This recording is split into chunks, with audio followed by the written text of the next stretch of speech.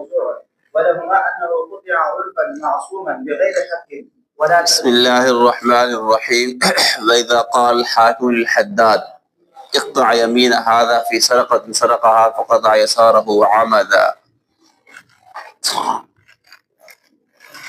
صورت مسئلہ یہ ہے کہ حاکم وقت نے جلاد سے کہا، کوڑے لگانے والے سے، حد لگانے والے سے، کہ پیر صاحب کا دایاں ہاتھ کاٹ دو، اس لیے کہ اس نے چوری کی ہے۔ جلاد سراج تھا، سراج نے کیا کیا، اس نے جو ہے نا اس کا بایاں ہاتھ کاٹ دیا۔ جان بوجھ کے کاٹا یا غلطی سے کاٹا، تو امام صاحب کے نزدیک سراج پر کوئی زبان نہیں ہوگی۔ لیکن صاحبان فرماتے ہیں کہ اگر سراج نے جو ہے خطان کاٹا ہے پھر تو کچھ نہیں ہوگا، البتہ اگر جان بوجھ سے کاٹا ہے پھر سراج پر زمان لازم آئے گی۔ اور امام ظفر رحمہ اللہ فرماتے ہیں چاہے سراج جان بوجھ کے کاٹے، خطان کاٹے، دونوں صورتوں میں زمان ہوگا، اور یہی قیاس ہے۔ آگے خطا سے کیا مراد ہے؟ خطا سے مراد خطا فی الاجتہاد ہے۔ یہ جو اختلاف ہو رہا ہے نا خطا کے بارے میں، یہ خطا فی الاجتہاد مراد ہے۔ اجتہاد میں خطا ہو گئی، کیونکہ قرآن فَقْطَعُوا أَيْدِيَهُمَا کا ہاتھ کاٹو، قرآن کریم میں دائیں بائیں کا ذکر نہیں ہے۔ اس نے اجتہاد میں خطا ہوگی، اس نے کہا جب مطلق ذکر ہے تو عید تو بایاں بھی ہوتا ہے، اس لیے بایاں کاٹ دیا، تو یہ خطا مراد ہے۔ ٹھیک ہے، باقی پہچان کی خطا مراد نہیں ہے کہ پہچاننے میں غلطی ہوگی دایاں کون سا بایاں کون سا ہے، تو یہ بعض نے کہا یہ معاف نہیں ہوگا، لیکن بعض نے کہا یہ بھی پھر معاف ہے۔ اگر پہچان میں غلطی ہوگی نا تو یہ خطا قابل عفو ہوگی، معاف ہوگی، عذر ہوگا۔ سمجھ آ گئی بات؟ لہو سے امام ظفر رحمہ اللہ کی دلیل، انہوں نے کیا کہا تھا، جان بوجھ کے کاٹے یا خطان کاٹے، دونوں صورتوں میں سراج کیا ہوگا، ضامن ہوگا۔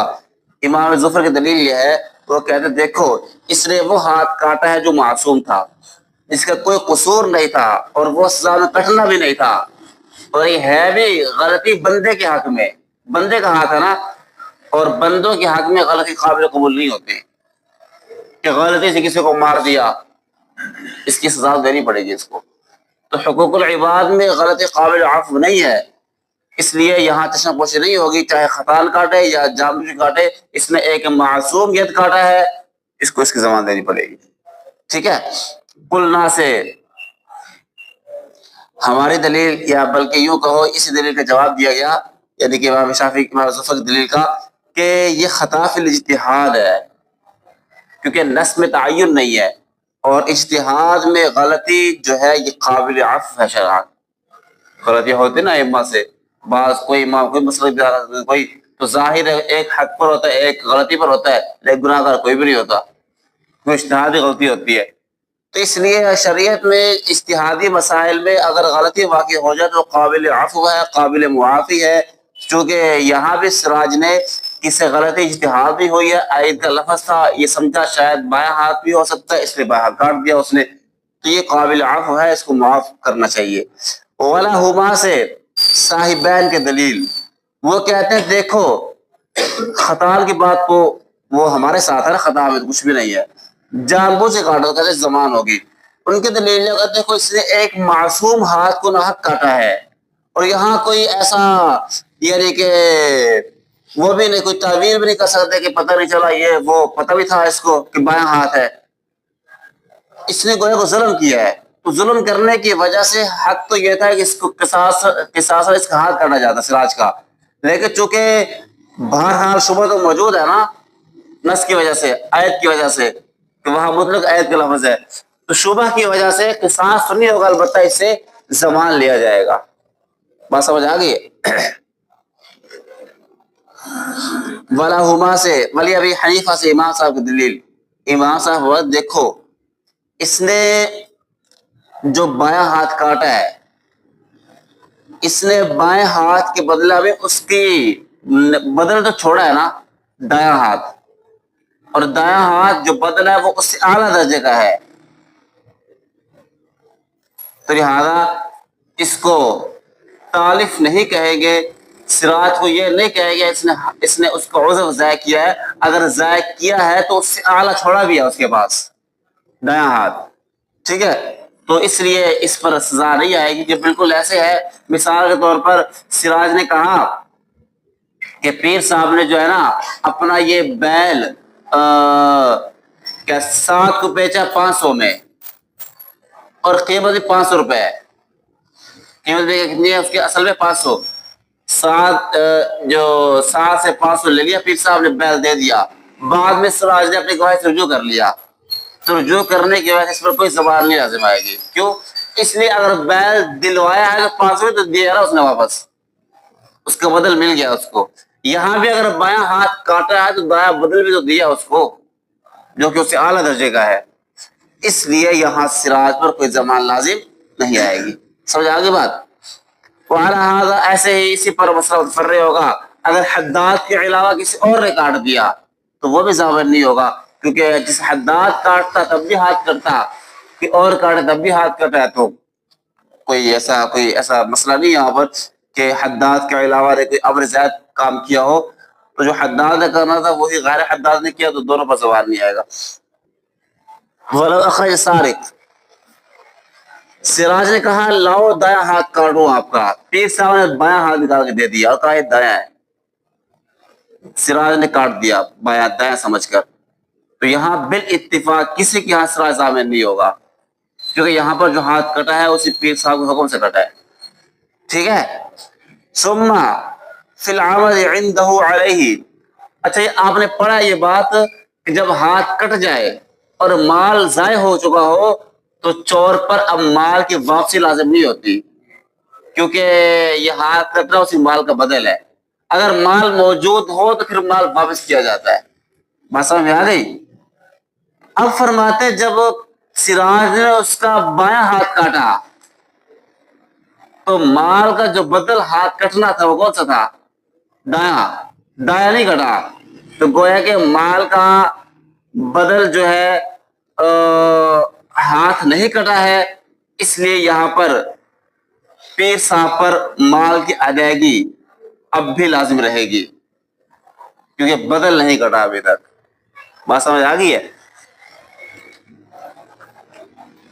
یہ آمدن میں بھی ایسی ہوگا اور خطا میں بھی ایسی ہوگا، مال کی ادائیگی کیا ہے؟ لازم رہے گی. ہاں اجتہادی مسئلہ میں اگر اجتہاد میں غلطی ہوئی، اجتہاد میں غلطی کی صورت میں اگر بایاں ہاتھ کٹ گیا تو پھر مال کی ادائیگی لازم نہیں ہوگی. سمجھ آگے بات؟ وَلَا يَقْطَعُ السَّارِقُ إِلَّا يَحْضُرَ الْمَسْرُوقُ مِنْهُ فَيُطَالَبُ بِالسَّرِقَةِ. جب پیر صاحب کا ہاتھ کٹنے جا رہا تھا تو اس وقت جس کا چوری کیا پیر صاحب نے، مثال کے طور پر سعد کا چوری کیا، تو سعد کی موجودگی ضروری ہے، اور سعد کی موجودگی بھی ہو اور سعد کا مطالبہ بھی ہو. ٹھیک ہے؟ کیونکہ خصومت کے لیے مطالبہ شرط ہے یہاں پر، اور یہاں پھر کوئی فرق نہیں ہوگا کہ چاہے یہ گواہوں کے ذریعے چوری ثابت ہو یا پیر صاحب کے اقرار سے ثابت ہو، دونوں صورتوں میں سعد کی موجودگی ضروری ہے. لیکن امام شافعی رحمہ اللہ فرماتے ہیں کہ اگر یہ چوری گواہوں سے نہیں بلکہ پیر صاحب کے اقرار سے ثابت ہوئی ہے، پھر سعد اس مسروق من کا موجود ہونا ضروری نہیں ہے. لیکن ہم کہتے ہیں نہیں، یہ غیر کے مال پر جنایت ہے، اس کا ظہور تبھی ہوگا جب سعد کی طرف سے خصومت ہوگی، وہ چاہے اقرار سے ہو یا گواہوں کے ذریعے سے ہو. اس لیے سعد کی موجودگی بہرحال ضروری ہے، اور سعد کو پھر یہ مطالبہ بھی ضروری ہے کہ اس کا ہاتھ کاٹو. ٹھیک ہے؟ وَكَذَا إِذَا غَابَ عِنْدَ الْقَطْعِ. ایسے ہی مطالبے کے وقت تو تھا سعد، لیکن جب ہاتھ کٹنے لگا تب غائب ہو گیا، تب بھی ہاتھ نہیں کٹے گا. ہاتھ کٹنے تک اس کی موجودگی ضروری ہے، کیونکہ اس چیز کو حصول، ہاتھ کٹنے کو لینا، یہ قضاء کے باب میں، حدود کے باب میں یہ لازمی امر ہوتا ہے، حد لینے تک موجود رہنا، تاکہ ہو سکتا ہے کسی بھی لمحے اس کو ترس آ جائے لیکن کچھ اور معاملہ بن جائے، معاف کر دے، ہر صورت بن سکتی ہے نا، اس لیے ہاتھ کٹنے تک یہ موجود رہے گا. وَلِلْمُسْتَوْدَعِ وَالْغَاصِبِ. یہ 9 لوگ آ رہے ہیں، آپ نے یہ بات تو پڑھی نا کہ مالک کا موجود ہونا اور اس کا مطالبہ خصومت ضروری ہے. اب یہ 9 طرح کے لوگ آگے آ رہے ہیں جو مالک نہیں ہے اصل میں، لیکن چیز ان سے چوری ہوئی ہے. کیا وہ خصومت کر سکتے ہیں اور وہ قطع ید کا مطالبہ کر سکتے ہیں؟ تو اس کے بارے میں امام صاحب کا مسلک تو یہ ہے احناف کا کہ یہ 9 لوگ بھی نالش یعنی خصومت کر سکتے ہیں، ایسے ہی قطع ید کا مطالبہ بھی کر سکتے ہیں. صحیح ہے. لیکن امام شافعی رحمہ اللہ فرماتے ہیں کہ یہ نہ قطع ید کا مطالبہ کر سکتے ہیں اور نہ خصومت کر سکتے ہیں. اور امام ظفر رحمہ اللہ فرماتے ہیں کہ خصومت تو کر سکتے ہیں، البتہ قطع ید کا مطالبہ نہیں کر سکتے. بات سمجھ آ گئی؟ وہ 9 لوگ ہیں کون سے؟ 3 تقریباً متن میں ہے، باقی شرح میں ہے. نمبر 1 مستودع. مثال کے طور پر سعد نے اپنا مال انشاء کے پاس ودیعت رکھا تھا، امانت، اس کے پاس سے ہلاک ہو گیا، یہ مستودع کہلائے گا نا. تو اس سے پیر صاحب چوری کر لیا. نمبر 2 غاصب. سعد کا مال انشاء اللہ نے غصب کر لیا، اس کے پاس سے پیر صاحب نے چوری کر لیا، یہ غاصب ہے. نمبر 3 صاحب الربا. مثال کے طور پر سعد نے جو ہے نا انشاء کے جو ہے 10 روپے دینے تھے، تو ادائیگی میں دیر ہو گئی، اس نے کہا 20 روپے لوں گا. یہ قرض ہے جو سود ہے نا، اس نے 20 روپے دے دیے. اب ظاہر شرعاً تو اس کے پاس 10 روپے کس کے ہے؟ سعد کے ہے. وہ صاحب الربا ہو گئے کہ یہ اس سے وہ چوری ہو گئے. ٹھیک ہے. یا ایسے ہی کیا کہتے ہیں صاحب الربا، یہ آگے شرح میں آئیں گے سارے. مستعیر. کوئی چیز مثال کے طور پر موٹر سائیکل جو ہے سعد سے انشاءاللہ نے استعارے پر لیا، عارض پر لیا، اس سے پیر صاحب نے چوری کر لیا، مستعیر ہے. مستاجر.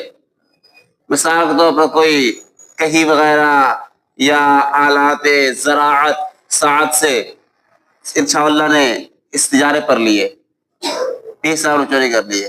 یا مضارب تھا، سعد نے، سمجھتے ہیں مضارب کو، سعد نے انشاءاللہ کو پیسے دیے کہ آپ کاروبار کرو، پیسے نفع آدھو آدھو ہوگا، اصل میرے ہوں گے. تو یہ جس کو پیسے دیے ہیں یہ مضارب ہے، اس سے مضاربت کے پیسے پیر صاحب نے چوری کر لیے. مستوزع. سعد نے جو ہے نا انشاءاللہ کو پیسے دیے بطور احسان کے، ویسے ہی دے دیا، راگی لے لو کام آئیں گے، بعد میں دے دینا، اس نے ان کو کاروبار میں لگا لیا، اس سے پیر صاحب نے چوری کر لیے. قابض علی صوم الشراء. سعد کی دکان ہے کپڑے کی، پیر انشاءاللہ نے کپڑا اٹھایا بھاؤ تو طے کرنے کے لیے، چیک کر رہا تھا، بھاؤ تو ریٹ لگا رہا تھا، اسی دوران اس سے پیر صاحب چوری کر لیا سراج کے ہاتھ سے. ایسے انداز سے لیا، ایکسپیرینس اچھا تھا اس میں چوری کرنے میں. والمرتہن. مرتہن. مرتہن مثال کے طور پر سعد نے جو ہے نا کوئی انشاءاللہ نے، بلکہ سعد نے جو ہے نا انشاءاللہ سے کوئی چیز لی کہ یہ فلاں چیز موٹر سائیکل دے دو مجھے، میں سفر پہ جانا تو تم کو دے دوں گا آپ کو. انشاءاللہ نے کہا ایسے نہیں دوں گا، میرے پاس کوئی چیز رہن رکھو. اس نے سونا رہن رکھ دیا اور یہ مرتہن ہے انشاءاللہ، وہ سونا پیر صاحب نے انشاءاللہ سے کیا کر لیا؟ چوری کر لیا. تو یہ مختلف آپ دیکھے. اب کیا جن کے پاس پیسہ چوری ہو رہا ہے، مستودع، غاصب یا غاصب ہے، صاحب الربا ہے، یا اور جتنے بڑے مستعیر، مستاجر، مضارب، مستوزع، قابض علی صوم الشراء، مرتہن، ان کے بارے میں کیا یہ مخاصمت کر سکتے ہیں؟ مالک تو کر سکتا ہے، وہ تو اختلاف ہی نہیں ہے، یہ کر سکتے ہیں. میں نے بتا دیا پہلے، امام صاحب کے نزدیک یہ مخاصمت بھی کر سکتے ہیں اور قطع ید کا مطالبہ بھی کر سکتے ہیں. اور امام ظفر رحمہ اللہ نے فرمایا کہ مخاصمت تو کر سکتے ہیں قطع ید مطالبہ، اور امام شافعی کے ہاں نہ قطع ید نہ مخاصمت۔ دلائل سے پہلے شارح نے ایک زائد بات کی ہے درمیان میں، الا ان الراہنہ سے، یہاں ایک وہ بات یہ ہے کہ مثال کے طور پر جو رہن کا مسئلہ ہے اس کے اندر جب رہن رکھی پیر انشاءاللہ کے پاس سونا رہن رکھا، اس سے چوری ہو گیا، تو انشاء سے سعد مخاصمت جھگڑا تب کرے گا جب وہ چیز اس کی واپس لٹا چکا ہوگا۔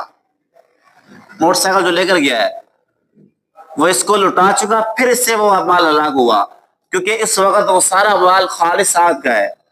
لیکن اگر وہ جو چیز لے کر گیا ہے وہ چیز لٹانے سے پہلے وہ سونا ہلاک ہوا ہے، تو پھر وہ اس سے جھگڑا نہیں کر سکتا سعد، کیونکہ اس وقت وہ مرتہن کی ملکیت ہے۔ بس سمجھائیے، تو یہ تو بات ختم یہاں پر۔ والشافعی بناہ علی اصل سے، امام شافعی کی دلیل ان سابقہ مسائل کے اندر، ان کی دلیل یہ ہے، وہ کہتے ہیں کہ یہاں پر وہ خصومت جو ہے نا لٹانے کا وہ صرف مالک کو حق ہوتا ہے، خصومت کا یا حق کے حد کا حق کس کو ہوتا ہے، حد لگوانے کا یا خصومت کا اختیار کس کو ہوتا ہے، مالک کو، اور یہ 9 لوگ مالک ہیں، یہ مالک نہیں ہے، اس لیے ان کو نہ خصومت کا حق ہے اور نہ قطع ید کے مطالبے کا حق دیا جائے گا۔ اور امام ظفر رحمہ اللہ فرماتے ہیں یہ 9 لوگ محافظ مال ہیں، ان کو لازم ہے کہ مال کی حفاظت کریں۔ تو یہ خصومت میں تو خصومت کی حد تک تو مال کے محافظ رہیں گے، لیکن اگر قطع ید کا بھی اختیار دیا جائے اور خدا نہ خاصا مال ضائع ہو جائے ان کے پاس سے، تو قطع ید کے بعد مال کا مطالبے کا حق باقی نہیں رہے گا، تو گویا کہ یہ تو مال کے محافظ نہ ہوئے۔ تو مال کی حفاظت کا تقاضا ہے کہ صرف خصومت کریں، قطع ید کا مطالبہ نہ کریں، کیونکہ قطع ید کی صورت میں اگر مال ہلاک ہو چکا ہوگا تو پھر مال کی واپسی کا حق باقی نہیں رہے گا، تو گویا کہ یہ مال کے محافظ نہ ہوئے، یہ تو مال گویا کہ ہلاک کرنے والے ہیں۔ بات سمجھ آ گئی؟ اس لیے وہ کہتے ہیں صرف خصومت تو کر سکتا ہے، البتہ اس سے قطع ید کا مطالبہ نہیں کر سکتا ہے۔ وَلَنَا سے محراف کی دلیل، ہم کہتے دیکھو سرقہ یہ خود قطع ید کا سبب ہے، اور یہاں جو ان کو خصومت کا حق ملتا ہے کب ملے گا، جب چوری گواہوں سے ثابت ہو گئی، تو گواہوں سے چوری ثابت ہونے کے بعد ان 9 لوگوں کو خصومت کا حق ہوگا، اور اسی گواہی کے زمرہ میں خود بخود آٹومیٹکلی ہاتھ کٹنا بھی ثابت ہو جائے گا۔ اگر وہ آٹومیٹکلی ثابت ہو رہا ہے تو ہمارا کیا قصور ہے؟ بات سمجھ آ رہی ہے؟ اس لیے یہ باقاعدہ قطع ید کو ثابت نہیں کروا رہے ہیں، بلکہ تو اصل میں مال کی محافظ ہی ہے، اور گواہوں کے ذریعے مال کی حفاظت چاہتے ہیں، لیکن گواہوں کے ذریعے ہاتھ کٹنا شاید خود ثابت کر دیا ہے، اس لیے وہ اگر اس طرح ثابت ہو رہا ہے تو اس میں اس کا محافظے کا کوئی قصور نہیں ہے۔ جی، والمقصود من الخصومت احیاء حقہ، یہ وہی جواب دیا ہے کہ یہاں پر امام شافعی کی دلیل کا کہ یہاں پر جو مقصود ہے اصل میں حق کا احیاء ہے، ضمناً قطع ید ہو رہا ہے، اس میں ہمارا قصور نہیں ہے۔ وسقوط العصمت، جی اس میں امام ظفر کی دلیل کا جواب دیا کہ انہوں نے کہا تھا یہ مال کے محافظ ہے، اگر قطع ید ہو جائے تو حفاظت کیا ہوتی ثابت ہوتی ہے، تو ہم نے کہا اصل یہ مال کے محافظ ہی ہے، باقی ہاتھ کٹنے کے ضمن میں اگر یہ حفاظت ثابت ہوتی ہے تو یہ ضمناً ہو رہی ہے، اصلا نہیں ہو رہی، اصلا یہ حفاظت ہی کر رہے ہیں، ٹھیک ہے۔ ولا معتبر بشبہۃ موہوبۃ الاعتراض، یہ ایک اور بات کر دی کہ مثال کے طور پر امانت رکھی تھی انشاءاللہ کے پاس سعد نے پیسے، سراج نے پیر صاحب چوری کیے، چوری کرنے کے بعد جو ہے یہ انشاءاللہ غائب ہو گیا، اصل مالک سعد آیا، اس نے اگر یہ خصومت کی، کیا انشاءاللہ کے غائب ہونے کے بعد سعد مالک خصومت کر سکتا ہے؟ ہم نے کہا ہاں مالک خصومت کر سکتا ہے، اگرچہ یہاں پر شبہ موجود ہے کہ ہو سکتا ہے کہ انشاءاللہ نے خود چور کو رستہ دکھایا ہو کہ یہ مال رکھا ہے، چوری کر لو، جا کر بھاگ جاؤ، اور یہ خود اس لیے غائب ہوا ہو، احتمال تو ہے، لیکن یہ صرف احتمال ہے، احتمال کی وجہ سے مالک کی خصومت کو نہیں ختم کیا جائے گا بلکہ مالک خصومت کر سکے گا، ٹھیک ہے۔ وَإِنْ قَطَعَ سَارِقٌ بِسَرَقَةٍ،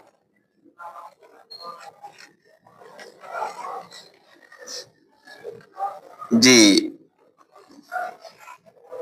چور کا ہاتھ کٹ گیا، پیر صاحب کا ہاتھ کٹ گیا، پھر کیا ہوا؟